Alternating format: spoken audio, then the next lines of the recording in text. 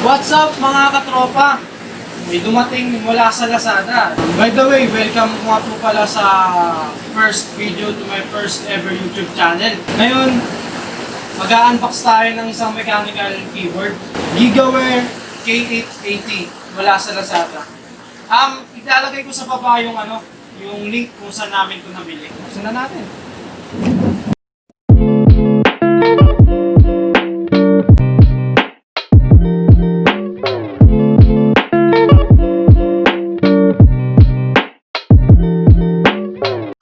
Ganun muna tayo kasi baka may Scooby-Doo. Na-update dito.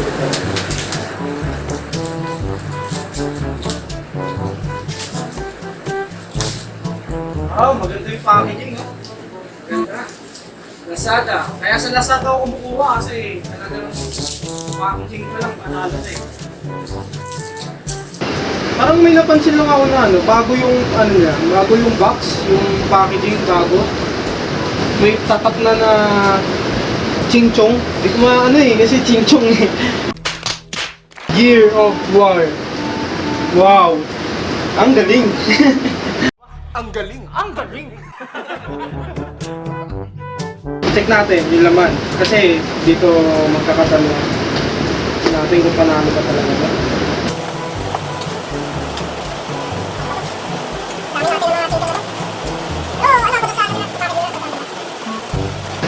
So ito na. Ay, by the way, sa mga di pala nakakaalam dyan, ito pala yung unang-una naming mechanical keyboard. Oh my God! Who the hell cares? Budget lang kasi di naman kami ganun kagaling maglaro. Putang ina. Ano ba laman ng box na ito? Wala, yun lang. Ito, ching-chong, puro ching-chong. Hindi mo maintindihan no? Puro ching-chong. Ching-chong! Ito talaga ng packaging nila. Commended. Ayun.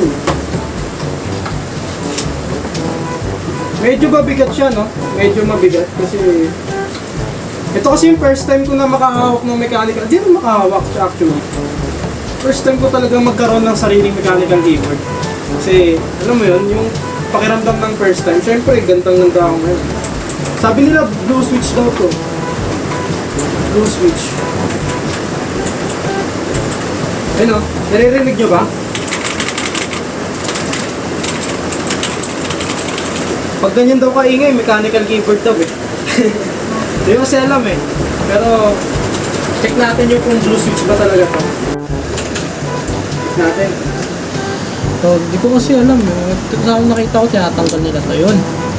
So yun. Positive. Putang ina. Positive na blue switch to. Positive. Balik na natin. Tapos para mamontage ko na mamaya. Mamontage ko mamaya para makita nyo yung talagang ganda na ito. Sulit na sulit to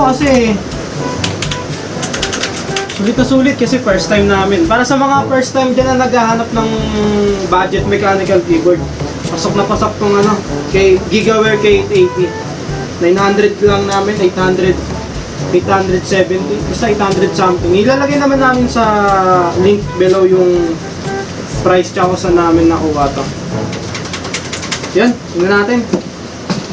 Kakabit na natin yung keyboard natin na mechanical. First ever mechanical keyboard na budget lang. Siyempre, yung wire niya nga pala hindi ganun kakapal. Sakto lang. Tapos hindi rin gold plated yung USB niya. Ito, kung ano man yan. Gawa sila may tawag eh. Ito lang.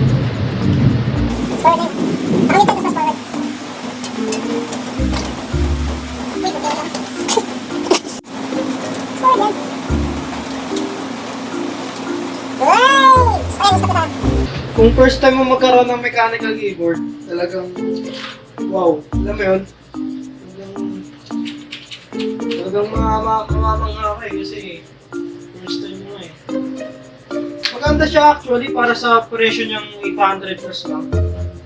Sobrang ganda niya. Hindi ka natalo kung tutusin kasi may mga to eh. Ilaw. na FX. Check natin mamaya. Ito pala yung mga effects niya sa ilaw. Ito yung una, parang humihinga. Breathing nga tatawag dito. So yung pangalawa, ayun o, pababa. Walang tawag eh. Pero tingnan nyo na lang guys. Okay, next. Ayan mga tropa eh, nakikita nyo naman, pataas naman siya kanina, pababa. Ito naman, pasalungat naman siya. Kayo na lang bahala guys kung sakaling kukuha kayo na ito. Tingnan nyo na lang kung ano yung mas prefer nyo na ilaw. Ayun, papalik naman siya kanina na medyo mabago. Ito, di natin alam kung saan yung direksyon eh. Ito, walang ilaw. Ayun, kung saan nyo kinilik, iilaw yung linya niya. Horizontal yung ilaw niya, pero ayun. Ayun, bumalik siya, breathing. Ayun, mas bumibilis sa ata siya. Tapos pag dito, pabagal. Napansin nyo guys, bumabagal yung ilaw. Pero pag ilik natin dito sa right, ayun o, bumibilis yung paghinga niya.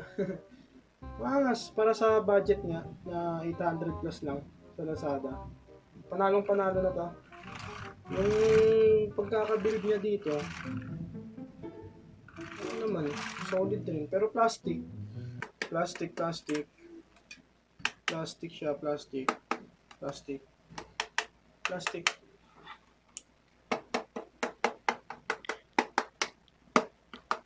Ayun, naririnig nyo naman, plastic lahat. Pero overall, goods na goods to kung talagang budget lang yung ano nyo. Kunyari, 1,000 lang pera nyo, tapos may naghahanap kayo ng mechanical keyboard. Ganito, perfect tong keyboard na to. Papakita ko sa inyo yung montage para mas talaga makita nyo ang malapitan.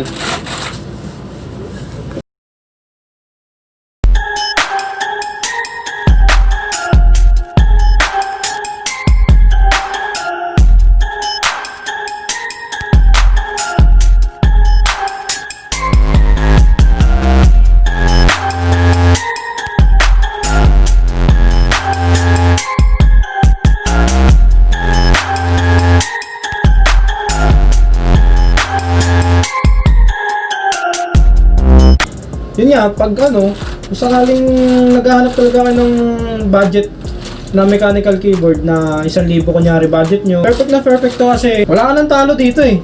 Ayun blue keys na rin siya, tapos ganda naman ng pagkakagawa, ng pagkakabuild, solid rin naman. Kaso nga lang, plastic. Pero kung may malalaking budget kayo, doon na lang kayo sa mga matataas na mga branded, mga kilalang brand, tulad na SteelSeries, mga Razer, yung mga ganun, HyperX, yung mga ganun na brand. Siyempre, doon talaga wala kayong talo. Talagang pagkakuha nyo man lang, talagang manghang-mangha na kayo. Pero kung lang tayo, tulad nating mga low-key lang na gusto lang magkaroon ng mechanical keyboard, pwede na to. Huwag na kayong maghanap pa ng iba. Gawin nyo natin dito. Huwag kayo iiyak. Murang-mura lang. Tapos maganda pa ng pagkaka-package. Perfect na perfect. Overall, talagang solid to para sa akin. So yun mga katropa, yun na lang yung hanggang dito na lang siguro tayo, Kasi nasabi ko naman na ata lahat. Kung may nakalimutan man ako, comment down below na lang. Tapos re-replyin ko na lang kayo sakaling may mga katanungan kayo. Abangan nyo sa sunod nating review ng unboxing.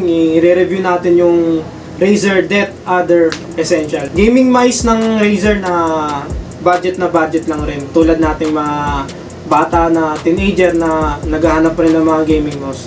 Abangan nyo sa sunod nating video. Kung nagustuhan nyo, please like, share, and subscribe na lang po ng mga katropa